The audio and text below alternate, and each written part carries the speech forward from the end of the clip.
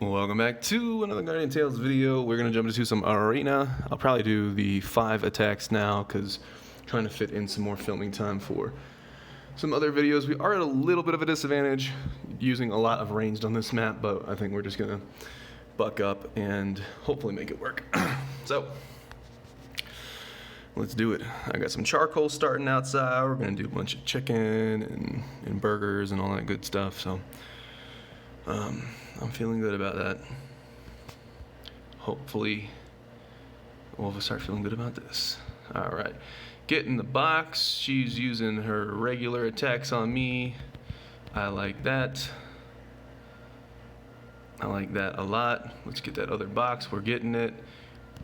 We might die, but you know what? We did a lot of damage to you and got 2 boxes. Chain skill. Gah. So, what we learned there is that Bari never wants to use her regular attack on Ogma in any scenario. You never want to do that. That's what happens.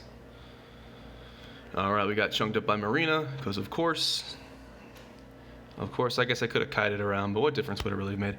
I'm going to try to stand center stage on this one. Our ping is at 200, even though we're on supposedly the good internet, but you guys know the story. He's going to hide over there, that's fine. He can hit through the wall with that, so I started to move away. He was trying to kite out my weapon skill, but joke's on you. Bari versus Marina, you don't need to do that. Anyways, maybe he's given up. I think that's a GG. I wonder how it would be if they would add a forfeit button. Because sometimes you're in there and you're like, you know what, I get it, it's not going to forfeit. But what people really could do is they could just swap on or off Wi-Fi and it would disconnect you, so, you know, whatever. That's neither here nor there. So, starting off fairly well. We've been dipping in and out of the top 100, and honestly, we've been getting our butts kicked in Diamond 1 and in top 100. More so this week and the next week. I just think everybody got a lot stronger over the past week. I think you had a lot of players that were sitting on mileage, they were sitting on resources, and they finally saw what they wanted with Bari out there, and they grabbed it, and other reasons too. We fought this guy before. I don't remember anything about him other than his name. It's also a little bit fun that you get some familiarity with the peoples that you get to fight against. You're like, oh, I know what this guy does. He does that thing. Or he's got that really strong Nari that kills me every freaking time. If I can get this box, I'll be happy with it. Ooh, and a chain skill, buddy. And another one. All right. I thought that was not going to be good times. When we were getting chain skilled, I thought our goose was cooked, but 3 boxes. I don't think this guy is going to be silly enough to use basic attacks on me, but he just did right there. All right, you just took 25-ish% of your health off for me. I'm all right with that. And then Bari vs. Bari is very RNG. You've got a 40% chance to proc some cool stuff off your weapon, and I've got a bunch of crit on mine, and it looks like we critted. And also, was that a 73 Bari? I think that might have been. Either way, I'll take it. Future Princesses, the first couple of days they came out, they were super easy to deal with. Is he gonna GG? I think he's GGing. They were super easy to deal with because they were probably 3 or 4 stars. They probably didn't have better gear, but now as the week has continued through, Future Princess is actually quite difficult to deal with, and she does great in arena, especially in a map like this that favors melee. So all of the fools that said, oh, she's good on Colo, but she's trash in arena, they were people that didn't have her, that didn't know what they were talking about, and one of the reasons why YouTube is a much better information source than Discord. So keep that in mind, and with that note, that's one of the reasons why I try to put videos out. Because seeing something is a lot better than someone in chat being like, oh, this and that and whatever. Just, you want to see it in action. And so hopefully these videos do some of that. All right. Starting off versus a Marina is usually pretty challenging for me. Can I get a box? Yeah, that's pretty good. We're going to kite. I want to get some kite space for when he does his weapon skill. And then here, he'll get the box. I kited too far, but he did have to eat a full weapon skill there, and I think his weapon skill is going to come up soon. We're going to do the same thing we did last time, but instead, this time I'm actually going to try to get the box. So see, we're learning. Almost got a chain skill there. That was my fault. I was too slow on that. He's going to try to do it again. Didn't get it. We finally outplayed a Marina.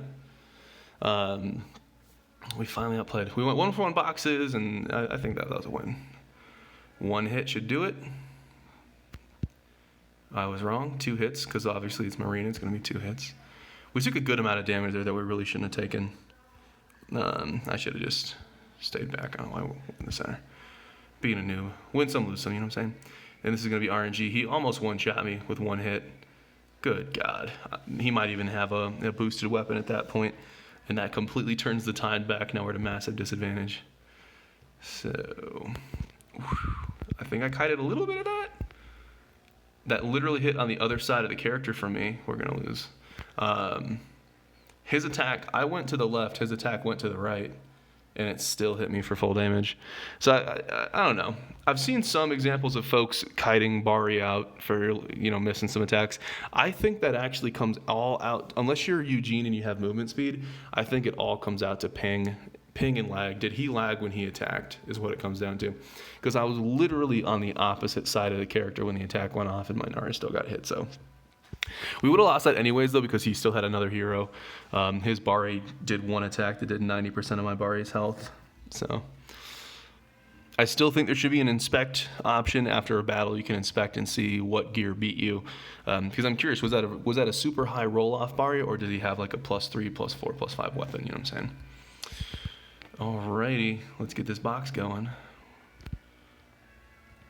I'm going to try to dodge some of this, even though I do want to reflect damage. Let's get that box. We've barely touched Tinia, and I'm saying we're doing okay, you know what I mean? We might even win this. That's what Ogma do. That's what Ogma do. And then hopefully he'll do some basic attacks with his Bari. Yep, we put our shield up real quick. It would be nice if I could get, well, it's not going to happen, if I could get a box before that wrapped up, but okay. So 1/3 of that Bari's health is gone for basically no reason. And then here, another RNG battle. Who's going to crit? Who's going to proc? There you go. There you go. And if we can just get a couple attacks off here, big disadvantage.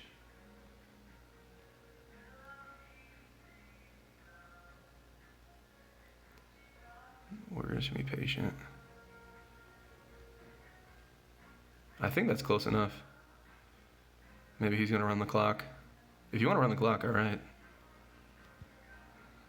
Ooh, that was at 40%. That's what's up. So our first hit proc the 40% where it makes you attack faster, and then that was big damage. So I was interested to see how he was gonna play that, and I would not advise. I would not advise it. Sometimes you get Baried, sometimes you do the Barying. Sometimes you're the hammer, sometimes you're the nail, fellas. So, where are we at for time? Yeah, we're fine on time. So, we'll wrap this battle. I'll do the extra 5 battles in the later time slot for Arena today. And then I'm going to film a bunch of option changes, and I'll talk about Mirror Dungeon and stuff like that. Diversifying our content a little bit. Please open the box. I did not get that.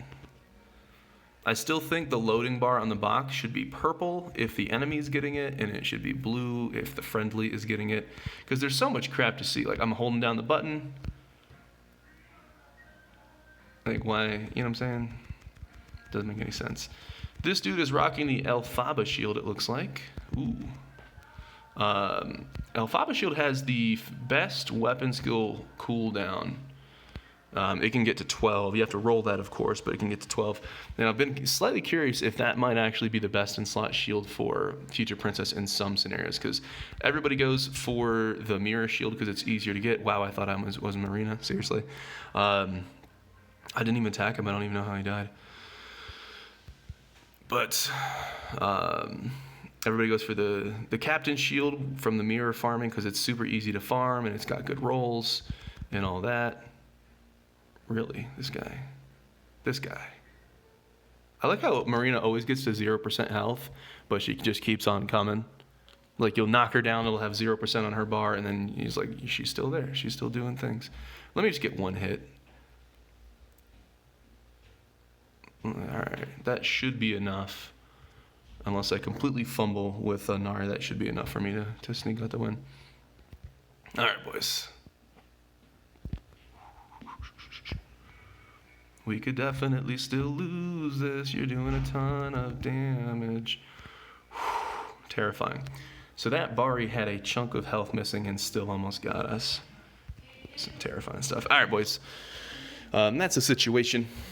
Do your arena attacks every day, and get your gems. Also, always remember to check the shop. If you don't have a shop in your Haven hold, that's one of the first things that you want to get up to level 5, and it does max out at level 5. So the shop up here, there's a bunch of people standing on it, so I can't click it. That's not what I wanted to click. But here you go. Legendary Awakening Stones. You need to save 900 free-to-play gems that should be on your person at all times, because you never know, the reset might happen. You get this. Most important thing to get. Anyways, as always, appreciate you guys watching. I'll see you in the next.